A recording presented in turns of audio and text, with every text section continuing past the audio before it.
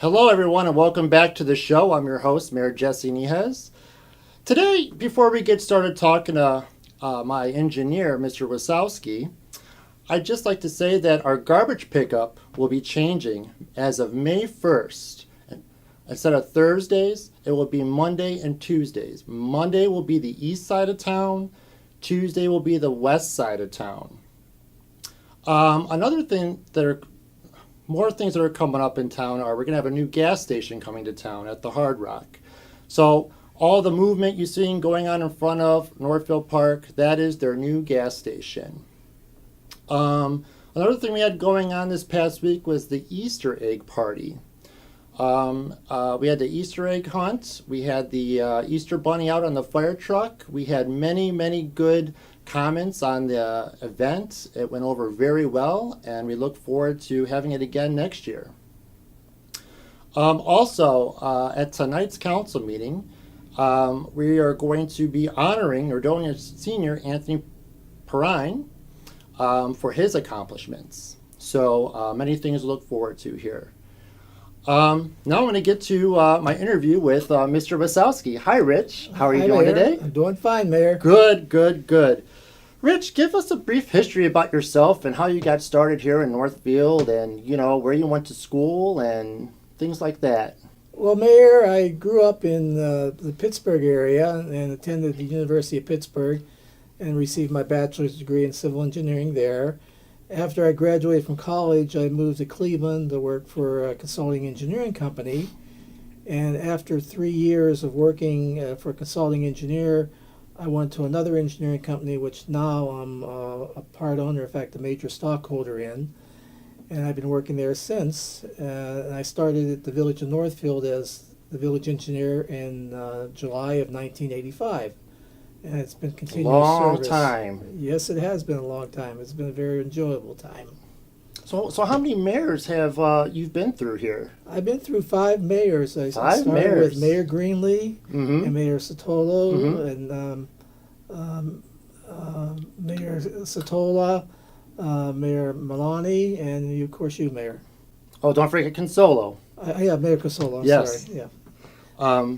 So how do you feel since 1985 being here in the village? Well, I really love being here. I think I do. Well, you must, being here since 1985. Yes, I do some extremely large projects. The largest, which is a $45 million project, I was in charge of. But I enjoy working at the village more than I do at the larger projects. So, since being here since 1985, what have been your most active years as being engineer for the village? Basically, starting in around year 2000 until now, it's been very active. We've been fortunate to get quite a few Issue 1 funded projects by the state of Ohio, and we're able to leverage money in some situations, 9-to-1 leverage. For every dollar we spend, we get 9 from the state, Mm-hmm. in either loans or grants. Mm-hmm.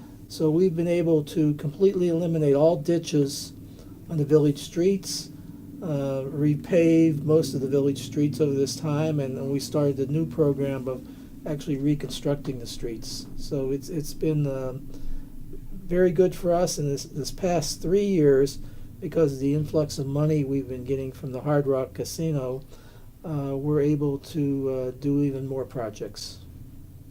And speaking of the big project that we're doing this year, tell us about the presidentials.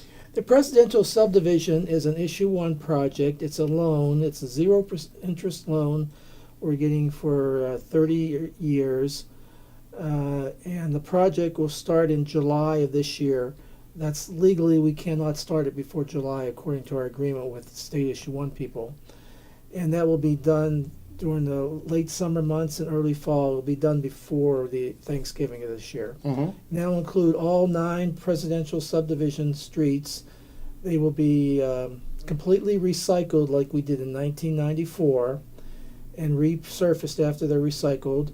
We're adding a new storm sewer from Kennedy to just short of Jefferson.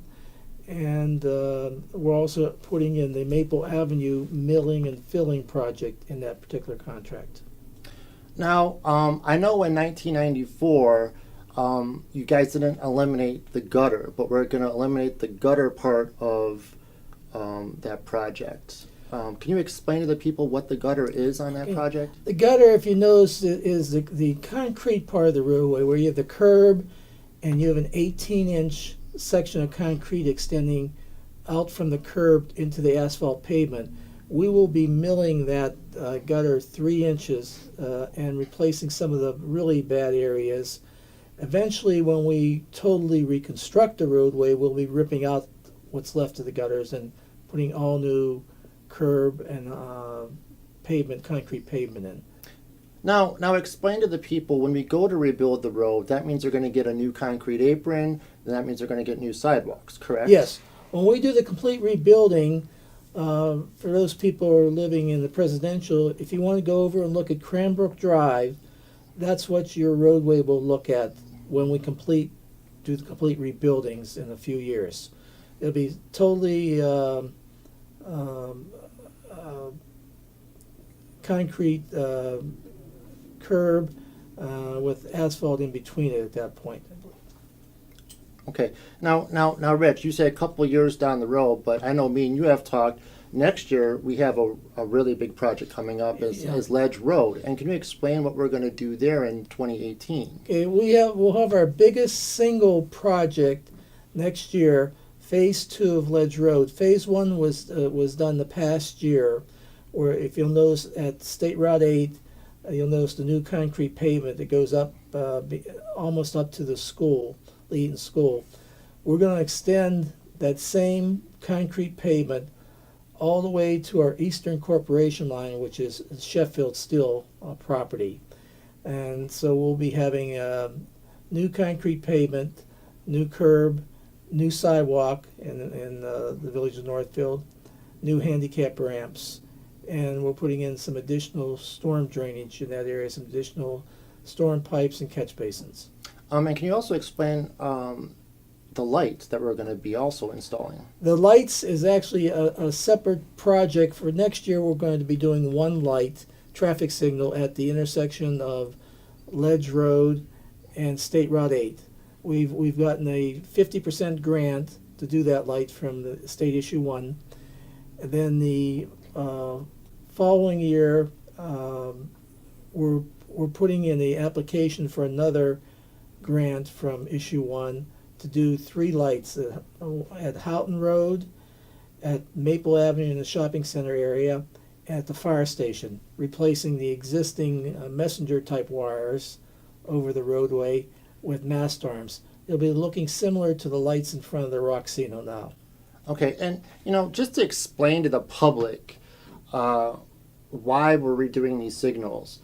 The new signals have a motion sensor on them that help move emergency vehicles through town faster. This is extremely important in my eyes, and Rich's eyes, and all of our eyes, to make sure that our emergency apparatus gets to your house as quick as possible. So this is why we're doing these things. And also, the new signals will be coordinated with the 3 signals up in front of the Roxino, so we have a better progressive flow to the traffic. And those are the 2 big things, the preemption for the emergency vehicles and the coordination of flow with the new signals. Now, in 19, we're going to see the 3 signals, the fire signal, Maple, and Houghton, which will be a new light. It's really hard to get out of there, probably 4 or 5 o'clock, and even in the morning, it's really hard to get on there.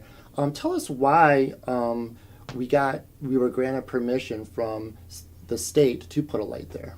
Well, the traffic counts that were taken on State Route 8 and Houghton Road showed that a light was warranted. In order to put up a traffic signal, and especially on a state highway, you have to meet what's called signal warrants, that you have so much traffic at certain periods of time of the day.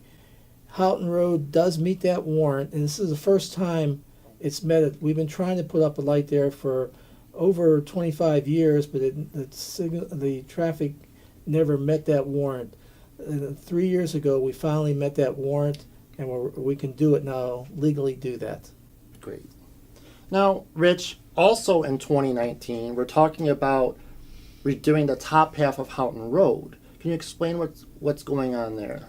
Okay, the top half of Houghton Road is now an asphalt roadway, and I think most people know that one of our service department buildings is located at Houghton and Vorderman.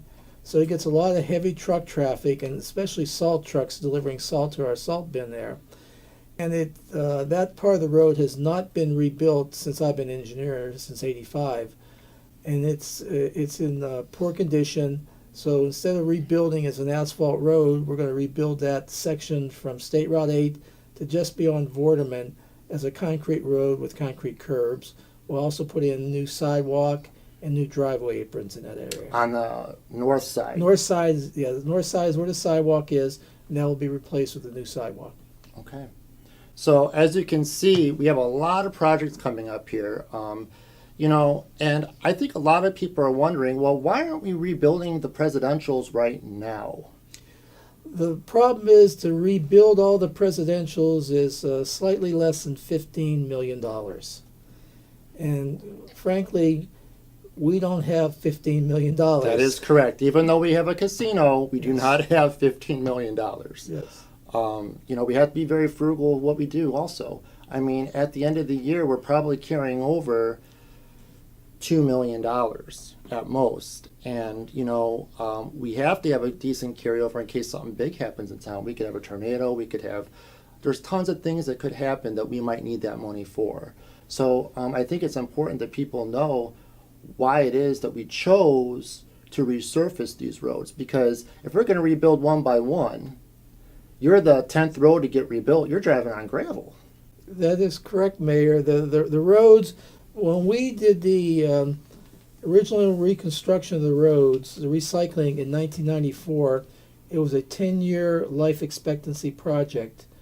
We've gotten over 20 years out of it, and we're going to be doing the same. It's not just a paving job; it's a recycling the entire base on those roads, and giving a 3-inch coating of new asphalt on top of that recycling.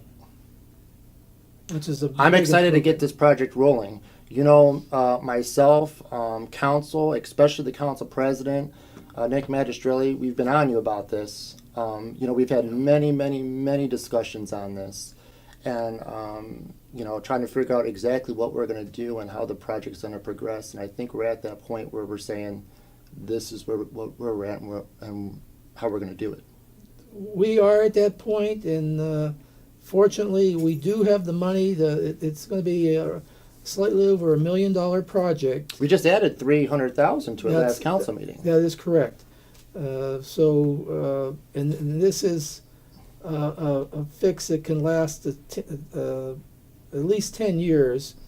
But in that 10-year period, we're going to be rebuilding streets every year over there, right, to get a final solution to the problem. But I just wanted people to know in 18 and 19, there's going to be some reconstruction of roads, but we're trying to get our main arteries done into town, which are Sagamore, which is already done, finishing up Houghton Road and finishing up Ledge Road. That is correct. We need to get our main arteries done first. Yeah, and we did, State Route 8 was 2 years ago, the state milled and filled that, so we won't have to worry about State Route 8 for another 7 or 8 years. So we want to get our 3 principal collector streets leading into State Route 8 finished up, and as the mayor said, Sagamore Road was done last year. Part of Ledge Road was done last year, and the rest will be done in 18. 18, and Houghton, the top section will be done 2 years from now. So, Rich, with the hotel phase of the Roxino coming in, which we haven't heard when they're going to start it, but it's a possibility right now. Our sewer system on Route 8, is it going to handle everything? Yes, when we designed the upgrading of the sewer system in 2013, we replaced an existing 8-inch sanitary sewer with a 15-inch sanitary sewer. which will handle all the flow from the casino that's there now and the racetrack, plus future expansions for the hotel and for any future expansions to the casino. Our public works infrastructure on State Route 8 is adequately designed to handle that. Okay. Well, Rich, me and you can talk forever on these topics because there's always projects that we need done around here. We're always scheming something, and Rich, I just want to tell you that I really enjoy working with you.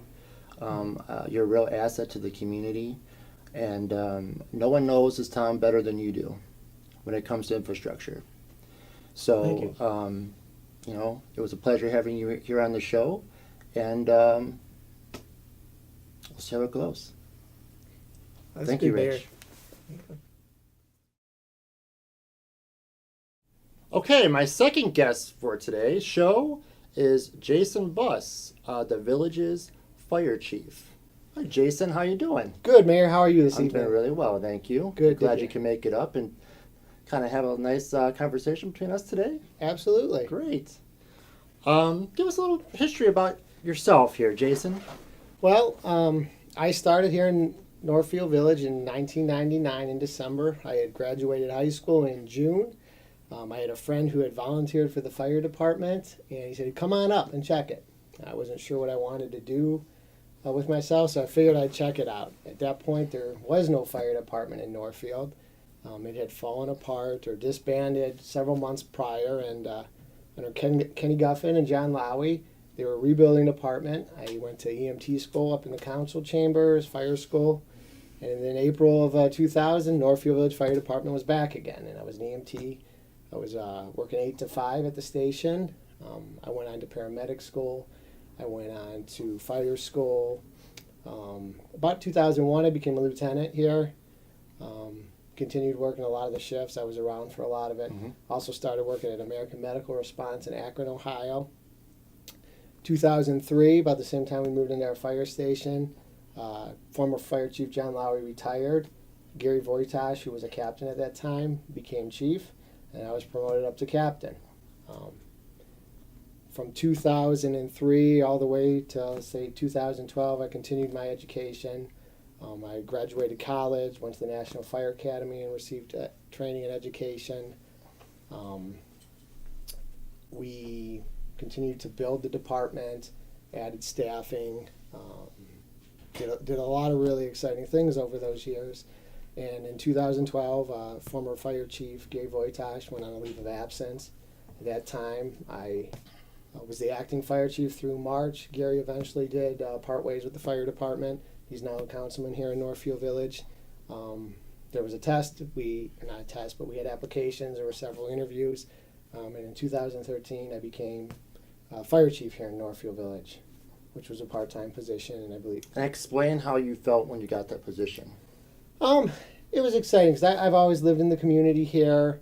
Before we had a chief, Chief Voitash worked shifts, but he also would come in a little bit. And he wasn't dedicated to the fire chief in that, it was his set position doing an administrative position. Mm-hmm. When I approached you at the time as mayor, I said, I'd like to change this to be where it's a dedicated part-time position. It has office hours. I think it'll help with the organization of the department, the professionalism, helping the department grow. And we had a lot of talks, and it all came together, and it was very exciting for me because personally, my family does have some history here in Northfield.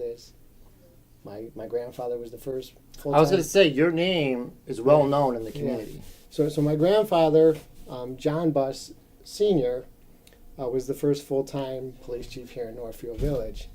And it was interesting, thinking back on him.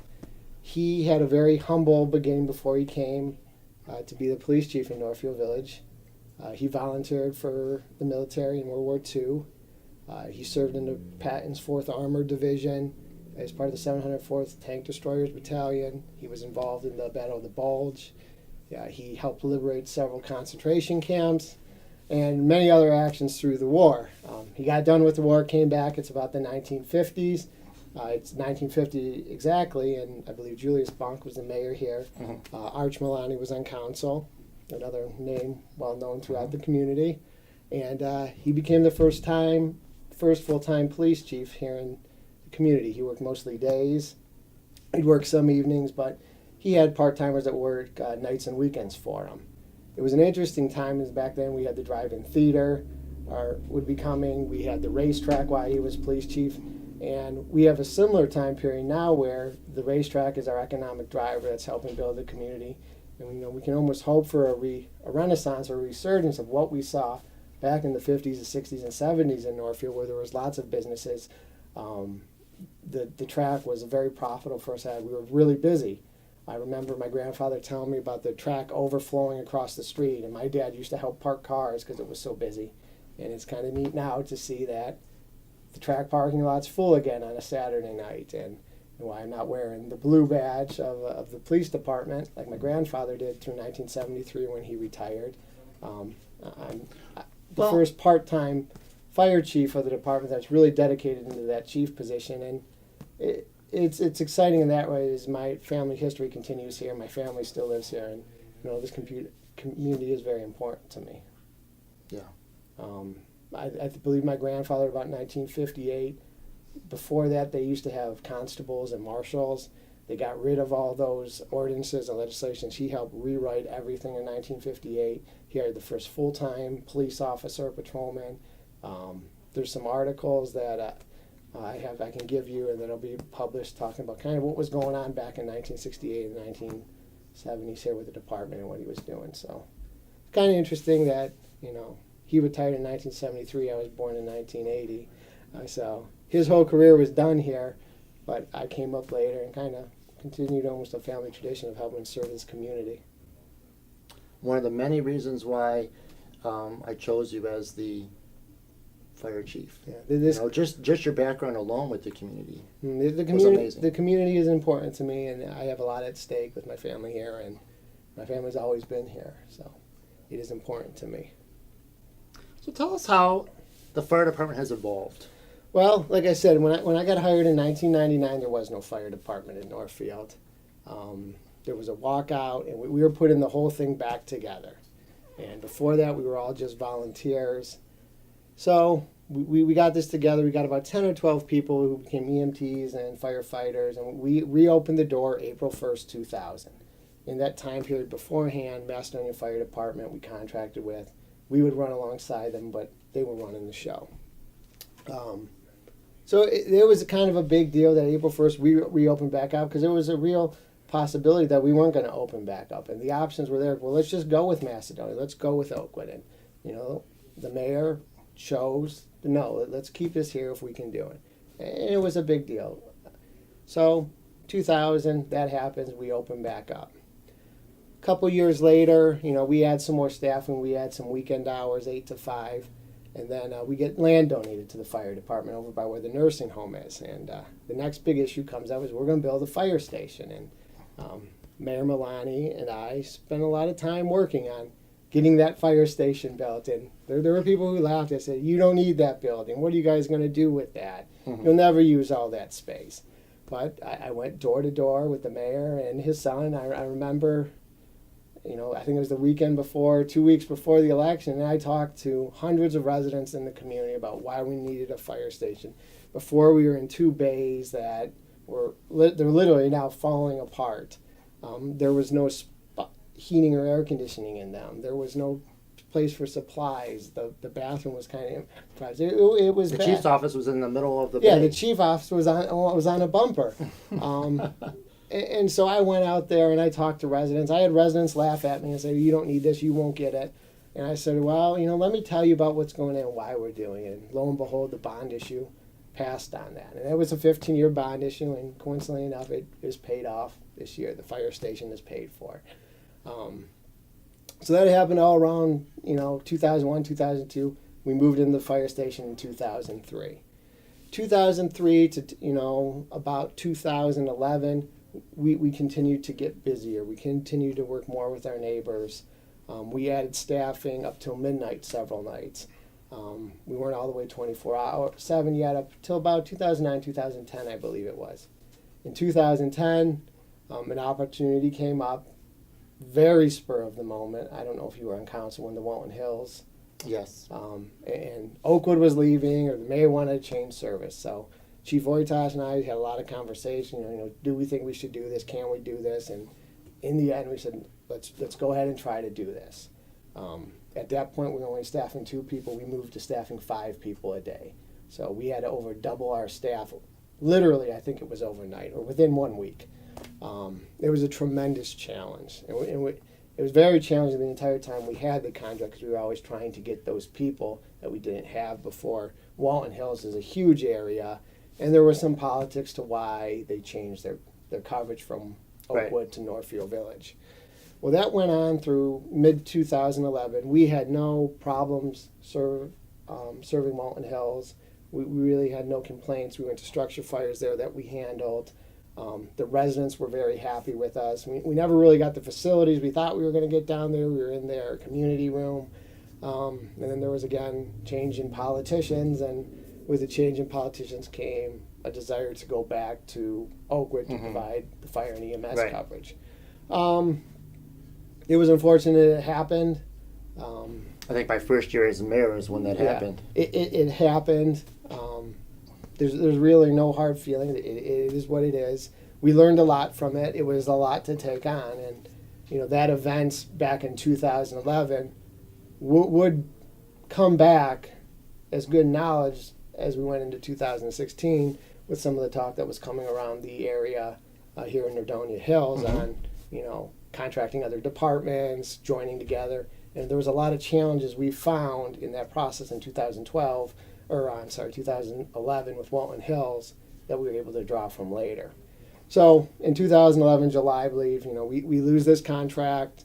We go from 5 people. We talked to council. I believe we kept 3 people on. We kept 2 people on 24/7, and we added weekends till midnight, I believe, every day of the week.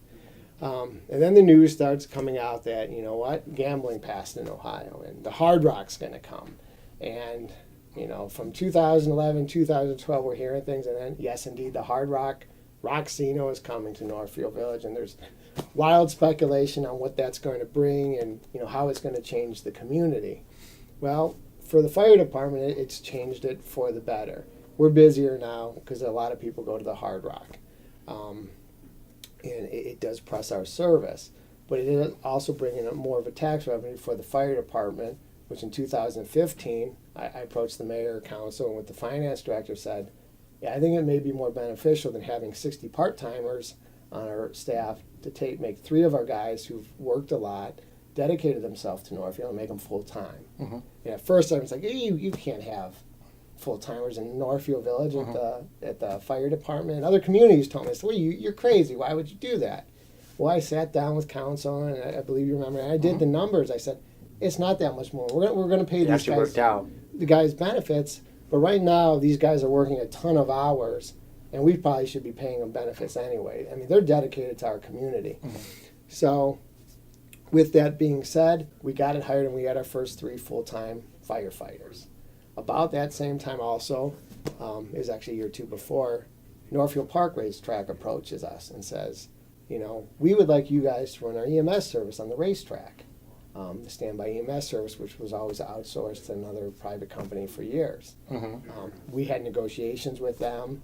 Brent Reitz runs a lot of that up there, and even though what we offered them was more expensive than what they were paying, they liked the direction Northfield Fire Department was going with our training, with our equipment, with our professionalism, and we ended up providing a contract for an ambulance there 5 days a week to provide emergency coverage for if one of the riders go down. So it's been really exciting to see us come from literally nothing, from the ashes, to get built back up to where we're staffing 3 people a day 24/7. I have fire prevention officers several days of work during the week. I have staff up at the track providing emergency medical coverage, which we provide a contract for. I would have never believed that when I started here going on 18 years ago, that that's where we would be today. And I think you bring up a good point with the Hard Rock. How is our relationship with the Hard Rock? We have an excellent relationship with the Hard Rock. Some of the concerns when they opened was, how are we going to handle this? And we talked to them, and they approached university hospitals, and they have a medic that's up there 24/7. Mhm. And that medic, if someone gets dizzy, someone falls, That helps us out. yeah, they'll go check them out. Right. And then we go up there for when we're really needed. How often is it? For every 10 patients they see up there, we see one.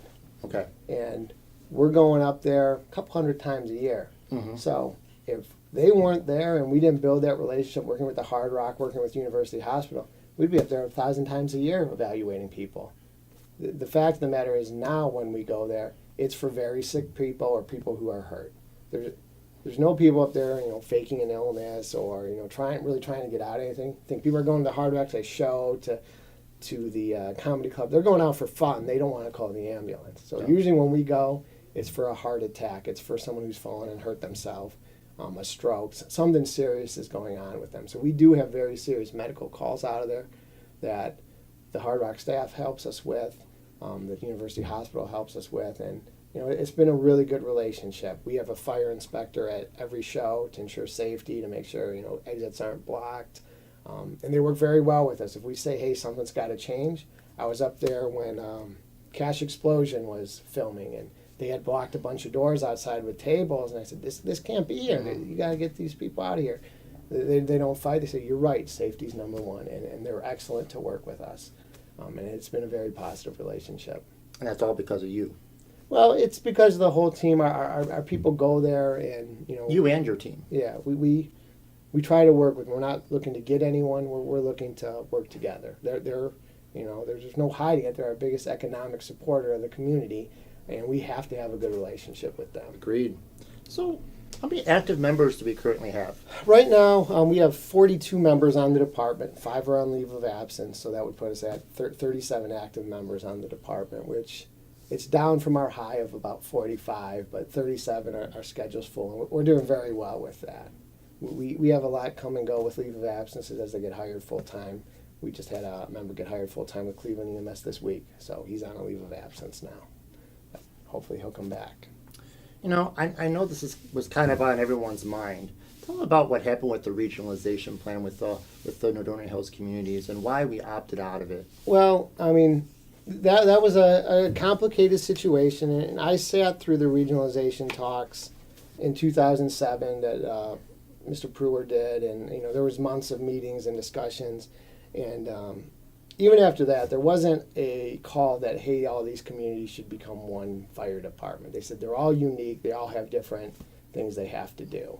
But that study, which we paid a good amount of money for, I think it was $10,000 or $20,000, and we didn't continue it, didn't push for those recommendations. So about this time last year, when all this talk started, I approached you. I said, we need to have a talk about this, and we had an open town hall forum. Right. Which we said, Northfield Village wants to talk about what's going on. Unfortunately, it was lightly attended by some of the people who were really pushing for this consolidation, which, to me, that immediately was kind of a warning of, do they really want to have a discussion about this, and where is Northfield going to sit?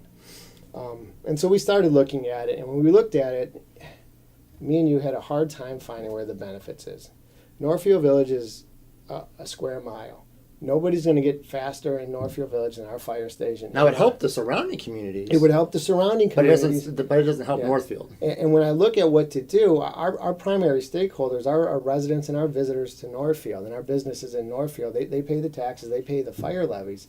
So when I looked at it, I want to help the surrounding communities, but I also have to look for what our taxpayers are paying for and how we can serve them best. And when we looked at it, we weren't going to get, no one was going to get here faster than we could from our fire station.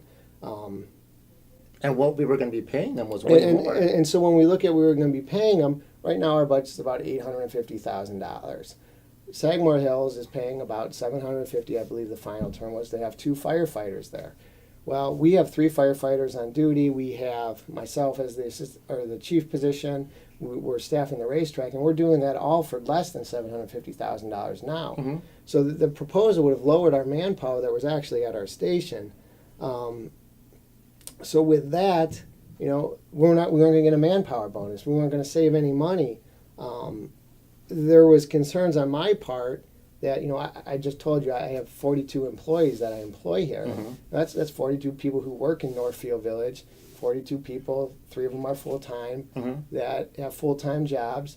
that, they rely on this income to support their families. And when we were talking about, what's going to happen to our firefighters, it was important to me to make sure they were taken care of. And there was never a plan put out of, we're going to hire this, all of our people are going to be brought in. They were being told, well, you could apply and then we'll go from there. And, I have a duty to protect my men and women that work for the fire department here. They serve this community every day, and I was not going to shut a door on them and say, sorry, you have to go apply.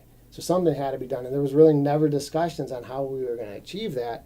But even more than our men and women that worked here was the residents started contacting me. I was getting phone calls of, why would we outsource our services? Are we having problems? Well, no, we're not. We have plenty of firefighters. We're answering our calls. They're telling me, we like the Santa. We like when you guys go to the party in the park. We like the Easter. We like the community CPR classes you're doing. We like the smoke detector programs. We like all these services. Why would we stop? Is there an issue? And I had numerous residents, as I'm sure you did, tell you, we don't want to be a part of this. We're happy with our service. Well, and we never want to stop anything, but we're always going to look at, can we improve a service? Yes. And if we could improve our service by going with the surrounding communities, we would have done it. Absolutely. And, there was even some technicalities of, at that time, we weren't even physically able to do it. I mean, we're a chartered fire department here in Northfield Village, which means that would have to go to the people to vote. And all of our ordinances would have to be repealed. So we weren't even at the liberty to just say, hey, we're going to go do this. There were steps that would have to take place. Also, we have a contract with Northfield Park, again, our biggest provider of economic for the community. Mm-hmm. We can't just turn our back on them and say, hey, we're pulling out of this contract and go renegotiate it with someone. Right. And so all these things would have to be addressed. And when you look at regionalization, which a lot of it, what it was talked about was regionalization, is there's more than one ways to regionalize. We have mutual aid and automatic aid. And that helps when we have a fire, we have multiple calls. No department is big enough in this area. If you have a semi, have a major accident on 271 that they can handle it themselves, they're going to call for help. If we have a fire at a house, we're going to need to call for help. The national standards call for between 15 and 22 people to show up within minutes of a fire. No one's staffed in this area. Even departments like a Strongsville is going to have a hard time getting that amount of people there. So over the past couple of years with Macedonia and Fire District 27, we developed automatic aid to meet that goal. And that's actually what helped us become an ISO Class 3 department, which they come out, it's the insurance safety organization, and they evaluate what fire coverage you provide and how good it is. We scored in the 94th percentile, which is an A. That's pretty good. You're not going to do much better. You can improve by about 6%. Right. So we're doing really well. But what we also do as far as regionalization is when we did the Brewer study, he came out with numerous guidelines of how we could operate better on the fire ground and how we could do things. And we're still following those today. That's a form of regionalization. We all operate under University Hospital Med Control. And that allows our paramedics to give treatments in the field. They help supply equipment. And University Hospital provides training. But we're not the only one that University Hospital does that for. They have over 125 fire departments that operate under their medical control. That means all those people are giving the same medical care, the same treatment, following the same guidelines, all under a regional protocol that they're following. So that's regionalization. We did group purchasing a couple of years ago. I wrote a grant for air packs for firefighters for 7 different communities.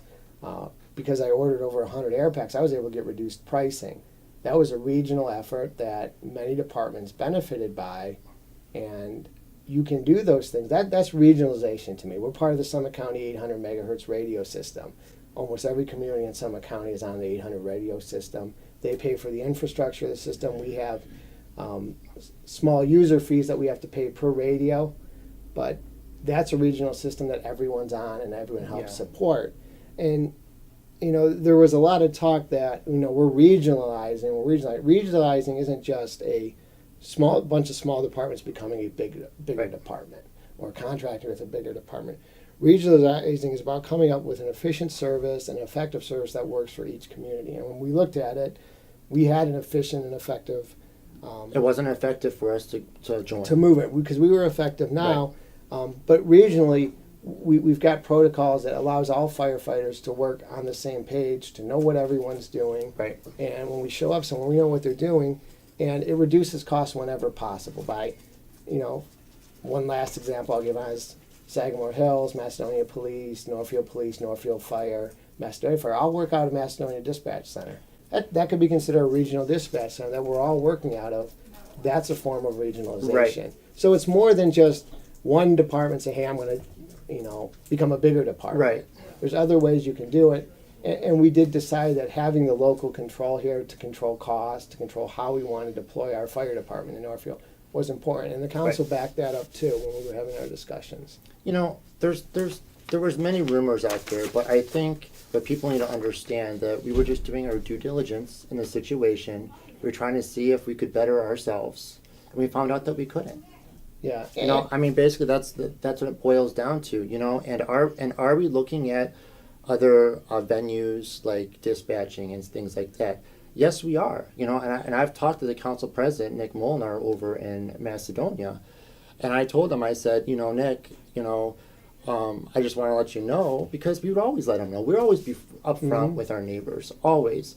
We're always going to keep an eye open. We're not saying that we're getting a bad service. Yeah. We're just saying, are you going to be able to, if your levy doesn't pass, things like this, are you going to be able to upgrade your In 2018, dispatch? there's numerous updates coming in telecommunications that are requiring Right. EMD, they're requiring 2 dispatchers. And we're worried about that. Yeah, And, if there's a plan to continue it, by all means. Right. I mean, that's where we'd like to stay.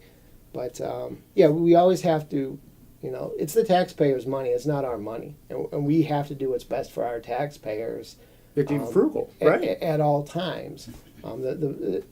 As soon as we start, assuming it's our money and taking liberties with it, that's when I think we can get ourselves in trouble. I absolutely agree with you. Yeah. Okay, so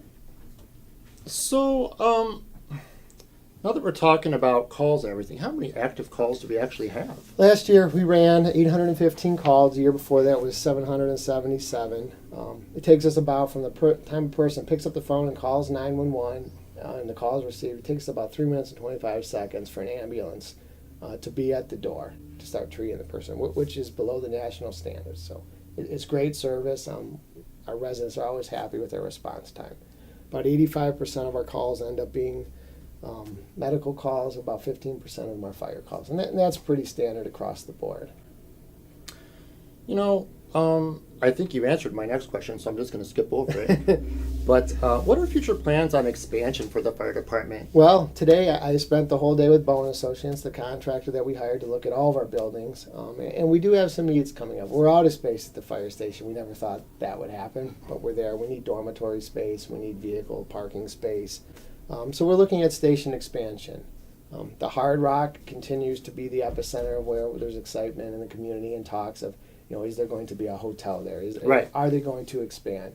Well, if they expand into a hotel. And they were expanding in spurts, right? Yes, and they're adding on a gas station and a smoking patio now. Mm-hmm. If this hotel comes to fruition, we're due to replace one of our fire engines. If there's going to be a hotel that's 10 stories tall, multiple stories, it may be beneficial for us to look at a small ladder truck to help better serve that facility, because that's what the insurance services are going to require us to have. Right. And there's lots of ways we can go about doing that. Right. And we kind of need to explain to the residents too, I think all the people watching this, why do we need our own ladder truck when Macedonia has one, when Oakwood has one? Well, it's to keep our rating down, and it's to keep our insurance low for the residents. And it's 2.5 road miles, I believe it has to be. It's either 1.5 or 2.5. I can't remember off the top of my head. And actually, the closest ladder truck we have is Oakwood, and that's why Oakwood Fire Department responds with their ladder truck to the Hard Rock if there's an incident, because it's the closest ladder truck by road miles. There's not one that meets the requirement within the road miles that they want. So Okay. if they build the hotel, we're gonna need to have it in our town. Right. And the last thing I'd be looking at as they expand is, when do we move to a fourth person on duty, be a full-time or part-time, to be able to handle 2 medical calls at the time. Right now we can handle 1, and then we have a first responder. We'll usually either call Macedonia or Oakwood, and for mutual aid if we have 2 back-to-back calls. It does happen 2 or 3 times a month. And it's getting more and more as the Hard Rock's getting busier. So it's something we'll have to look at. If they bring a hotel in and their staff, a couple hundred people there, we're going to have more medical calls. Right. The national standard is to have 4 people on a fire engine. So 4 people on the staff, all the time would help meet that national standard. So those would be the 3 big goals: our station expansion, getting the facility we need. What do we replace our fire engine with? Is it another fire engine or is it a small ladder truck? And when do we add more people? People in the end ends up being the most expensive ticket. While a ladder truck, Right. maybe $750,000 Right. you pay for it, you always pay for people. Right. So we have to look at the best way to go about that in the future. Well, Jason, I know me and you can talk for hours and hours and hours, and we could still go on with more questions. Yes. But I appreciate you being on the show today. I enjoy working with you, and we'll have you on again. All right. Sure. Thank you, Mayor. You're welcome. Thank you. Yep. Take care.